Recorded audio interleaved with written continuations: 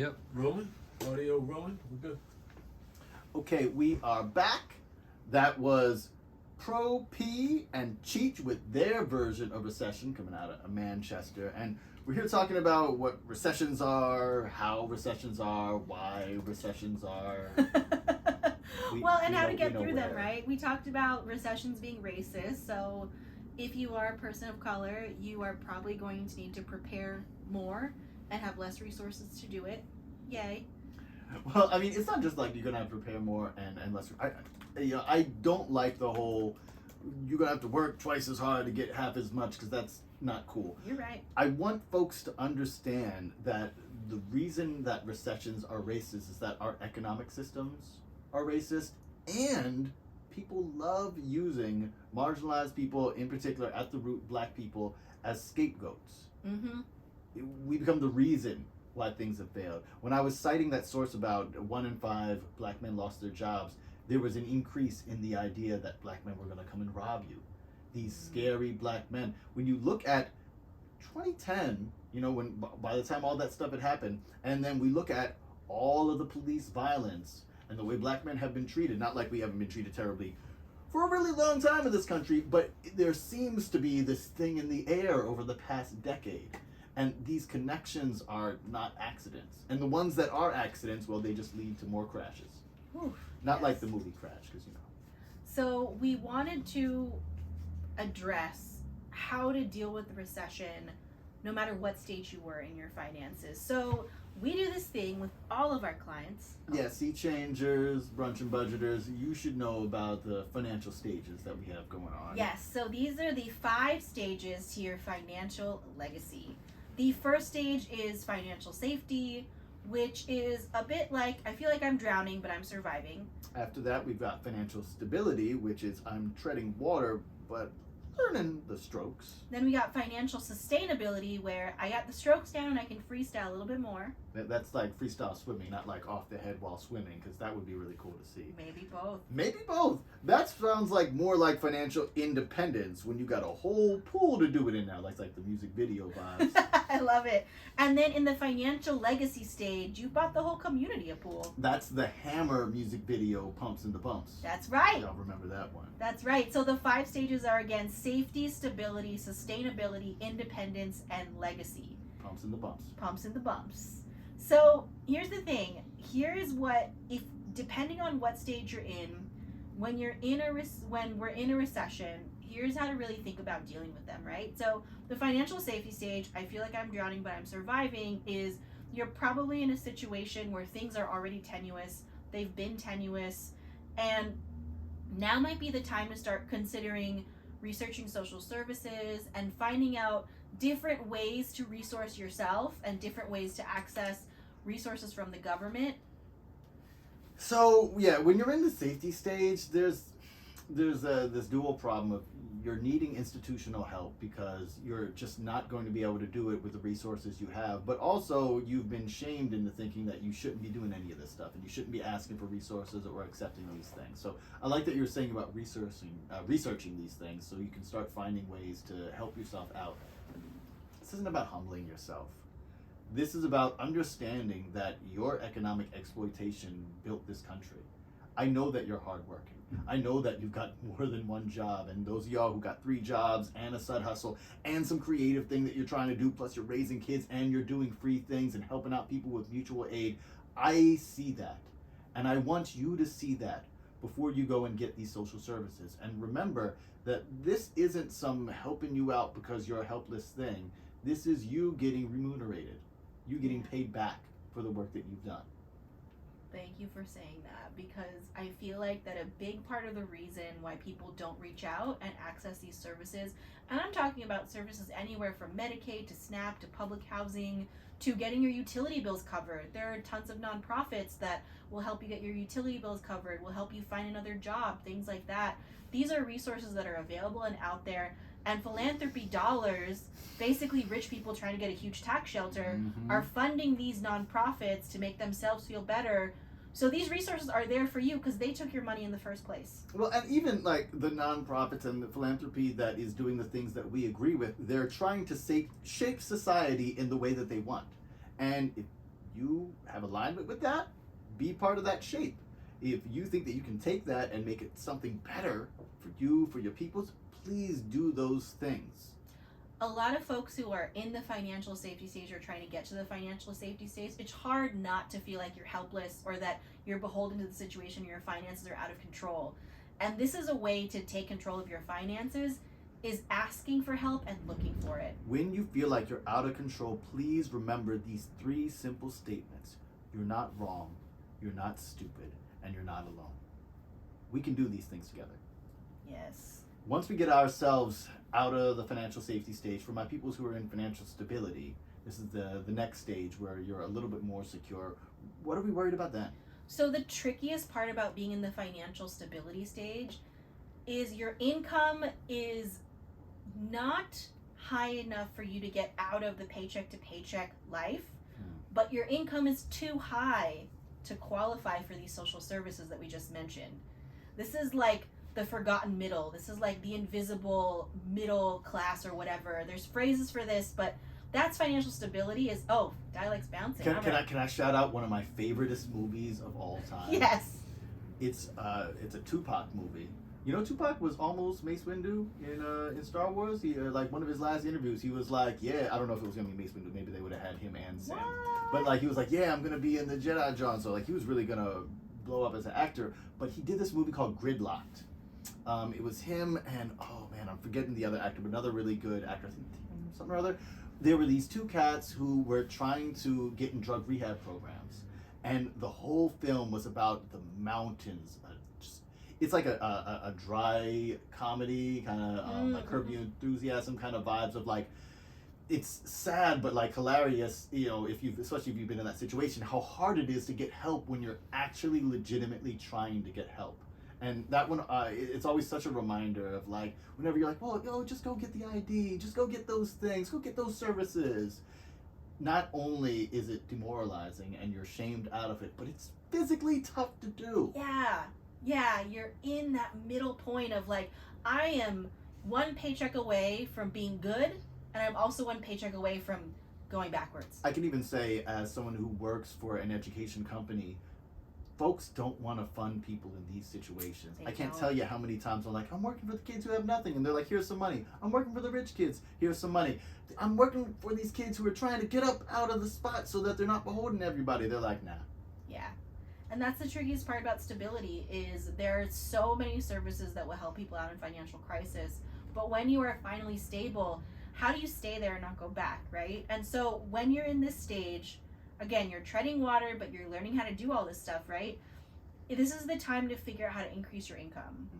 This is the time to really take that, like finding that extra source of income to heart, and also figuring out ways to increase your savings. And I know that like those 2 things can be very daunting. So don't try and do both at once, for one. The other thing too is, when you really take a look at your expenses, when you go through that recipe for recession proofing your finances and figure out what those 1 to 2 wants are, lean into those. If you know that these are the things that replenish your willpower, then figure out what things you're spending money on that are not replenishing your willpower, and figure out how to redirect that money to savings. We want you to lean into your values when it comes to spending and when it comes to saving. And in the financial stability stage, examining what your values are and aligning your spending and your savings with those values is going to be a really critical part of this. It's so ill when you figure out what really matters to you and the other stuff just kind of washes away. Yeah. Holding on to the stuff that matters, holding on to, you know, I always love to share this in workshops. I like going to my friends' events. I'm part of a great creative scene here in New York and even abroad everywhere. You know, cats do things. I want to go to your show and see your stuff. And I remember looking at my budget and being like, oh man, I'm spending so much money on this. Maybe it's too much. And I realized what I was doing is I was going and buying a beer at the spot. Not like I'm like not really a lush like that, but I know that venues want you to buy drinks, and it makes me. So I was like, oh, I'll buy a ticket, you know, buy a T-shirt, and then buy a beer. And I saw I was spending so much money on these bars that, look, when the artist runs out of drawing power or they want to change up their format, they drop them in an instant. They don't have any loyalty to them. So what I did was, I was like, I'm not going to do that ever again. If I want a beer, I will buy it at home where it's way cheaper, and you know, I'm not doing this whole system, and I was able to raise my rate, the amount of money that I would spend on going to my people's stuff, and then cut out this other stuff. 2 T-shirts, maybe even the CD. Right, we Are can there we CDs can get still? the tape or the vinyl, the Yeah. stuff. We can get the stuff that matters to us, and be Yes. rich in that, and be able to share and have community, do all that good stuff, and not spend money on this ancillary stuff that we're not even down with. Yeah, and in the financial stability stage, this is the time to do it. This is the time to really figure that out. Yeah, that's what I say. It's the time to figure that out, and because again, much easier to say than to do. But that's why you gotta say it first. Yeah. Because that's the easier part, right? Exactly. We don't say that part of the phrase, right? So say it. Look at your stuff and figure that out, and then we figure out how to do it. And that's what's gonna bring us to the next phase. Yes. The next stage. If you're in the financial sustainability stage where you feel like you got the strokes down, you can freestyle a little bit more, you are probably in a position where you have the 1 to 3 months living expenses saved, maybe even more. You feel like you have a steady job. You feel like you have solid income. If you were to lose your job, you don't feel like that your finances would fall to would fall apart completely. So you're in the place now where you might want to actually re-examine your threshold for charitable giving and have a budget for directly giving away money. And when I say charitable giving, when we say charitable giving, we don't necessarily mean giving money to charities or nonprofits. I know that Dialect and I, one of the values that we really honed in on during the pandemic was giving money away directly to people. And that might mean organizations. That might mean organizations, but we also gave money to individuals who were just straight up saying, I don't have gas money. I need $200 to cover the rest of my rent, whatever that is. Because, I mean, first of all, fuck the tax deduction, because that's not what matters right now, right? Really, what you're trying to do is figure out what your threshold and your budget is at this stage where you're still taking care of yourself, but you're also able to make space to give the money away when you need to. Yeah, because, I mean, those of y'all who are giving away money and you have a charitable or whatever you call it budget, what are you doing that for? Yeah. Why are you giving money to people? Is it to make yourself feel good, or is it to help people out? And again, figuring out your values, figuring out what's important to you, figuring out what communities, what lanes you can be in to help heads out so that we all can get to the place where we're less stressed. Yes, exactly. Even if it's just as simple as like, yo, I want my community to be prosperous so it's not dangerous. Yeah. So when you're in the financial independence stage, you got the whole pool that you can do this in now, right? Right. So the financial independence stage is the I work because I want to, not because I have to kind of stage. You are in a place where you feel like that you do have total control over your finances, and something like a recession can often make people in this stage feel potentially more nervous, right? You're also in a stage where you might have more to lose, and you've built structures around you that didn't feel precarious when times were good, but might feel precarious when times are not. Yeah, I think about people in this stage as the ones who got opportunities, like large opportunities. You finally built enough to put on that show that you wanted to do, or to work on that book, or to create this program.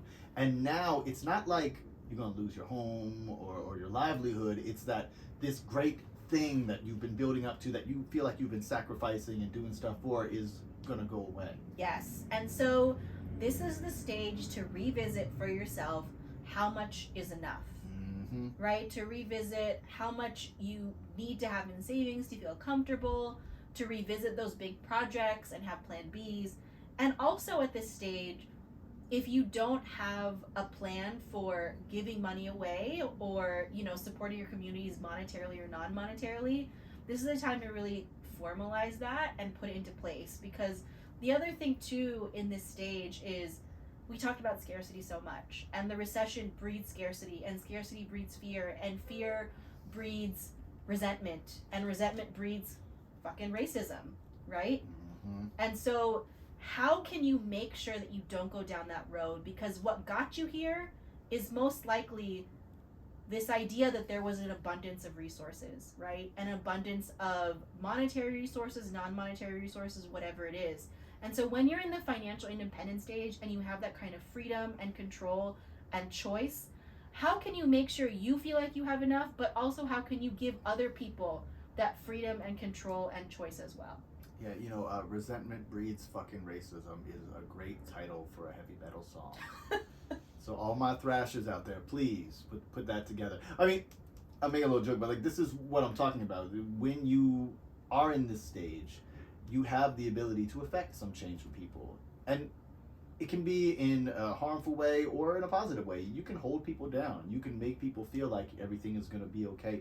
It's the stuff you often see your pop stars attempting to do. And I think sometimes they do it very well. I think sometimes they do it clumsily. You know how it is. But when you're in this stage is where you get to make these kind of choices. And again, like we were saying before about staying in the lane, look at where people's pain points are. And look at places where you remember being in that spot. And you remember how it felt like, I just need to give up. I just need to forget about it. And what got you through. Remember those things and share those things with people. Also know that the way that you got through is not necessarily going to be how everybody gets through, so you're not giving them the instructional guide, you're giving them inspiration so they can take a breath. Y'all know that inspiration means to breathe in? Aspire means to breathe out, just to give you the symmetry. I love it. I love it. You know, I gotta be telling you some word stuff on here. Always. As you were going on about, you know, where people are at, you hear all of this deserve stuff too, right? Where people like, you don't deserve to have these things. And I want you to remember that deserve doesn't mean a thing. You can have stuff. Yeah. That's the whole statement. You can have stuff. You can have stuff. You're entitled to have stuff. Yeah, be entitled. You're allowed. Speaking of entitlement, let's talk about the last stage. Yes, financial legacy, where you bought the whole community a pool. And you are in a very interesting position because you most likely have the ability to support your community in a way that other people don't during a difficult time. The other thing that's interesting about folks in the financial legacy stage is you are most likely thinking about the next generation. That's where a lot of your planning is happening now. You may have, have plans for later in your life to like do things and give back and things like that and build up your community. It may be time to accelerate that timeline, right? Yeah. It may be time to seeing, where the recession takes folks, seeing where the recession takes people who are not in the position that you are in, to figure out how to build up your community and get them through this time.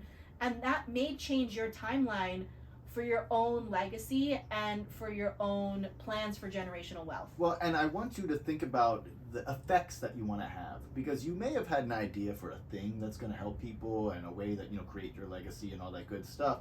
But as we're seeing, things are changing. I just saw a report in New York City that they're not going to be opening up some of the pools and beaches because there's a lack of lifeguards. And I don't want to get into all that. There's, the usual stuff going on that you can assume is happening. But if you've got a lot of loot right now, we were just joking about buying the pool, you can buy pools. Yeah. You can have a community space, and you can hire certified lifeguards and pay them well enough that they'll come and do the stuff and be happy to do it.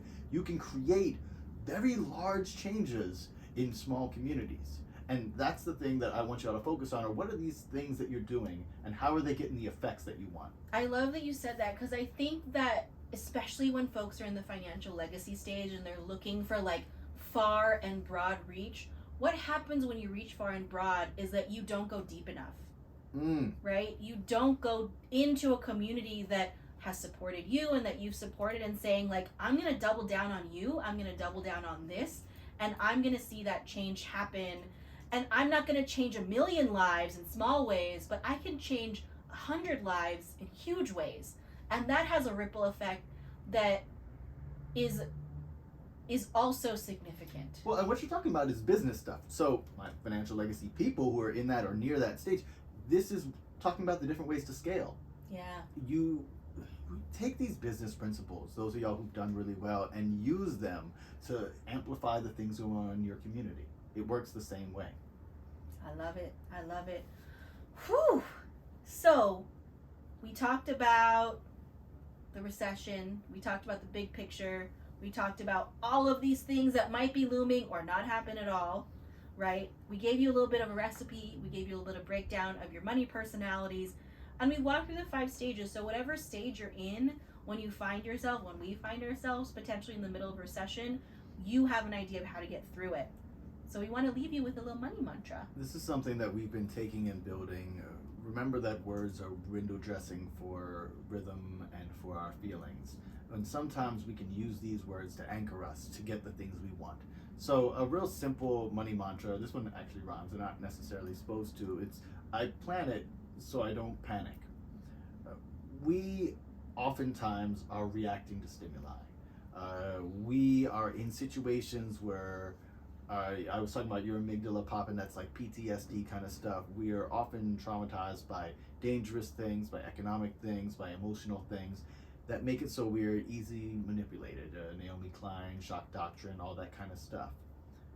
The best ways that we found to combat it is in the early stages. In fact, before it even happens. Mm-hmm. If we create a plan is something that you can hold on to. A plan is something that you can modify. A plan is a drishti for my yoga heads that you can look at even if you can't reach it just yet. A plan is something that's tangible, and that's a way to get tangible results. I plan it so I don't panic. Exactly. We're going to leave you off with one more song. This one is a little bit different. This is coming. We finally came back to the States for our last song. This is in Oakland for an artist named Tara Linda. This is a blues jam. This is the Recession Stomp. So we can stomp out recession and all those things that's causing us depression.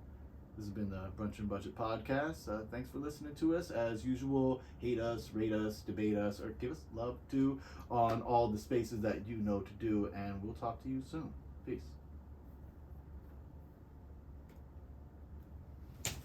And we did All right. that. In the can. Wow, that felt really good.